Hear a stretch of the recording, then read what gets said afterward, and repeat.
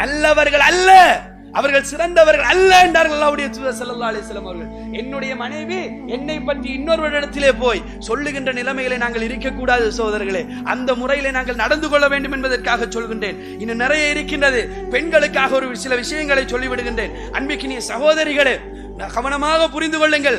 அல்லாஹ்வுடைய தூதர் ஸல்லல்லாஹு அலைஹி வஸல்லம் அவர்களிடத்திலே சில சஹாபாக்கள் போய் கேட்டார்கள், அல்லாஹ்வுடைய தூதரே, நாங்கள் மன்னர்களை பார்க்கணும், கிஸ்ரா கைசர்கள் எல்லாம் பார்க்கின்றோம், அவர்களுடைய அடிமைகள், அவர்களுடைய ஆட்சிக்கு கீழே இருக்கக்கூடிய மக்கள் அவருடைய காலிலே விழுகின்றார்கள். அதை பார்க்கின்ற நேரத்திலே நாங்கள் யாருடைய காலிலே விழலாம் என்று யோசித்தால், அல்லாஹ்வுடைய தூதரை, நீங்கள் தான் தகுதியானவர், உங்களுடைய காலிலே விழுவதற்கு எங்களுக்கு அனுமதி தாருங்கள் என்று கேட்கின்றார்கள். அல்லாஹ்வுடைய தூதர் என்ன சொன்னார்கள் தெரியுமா?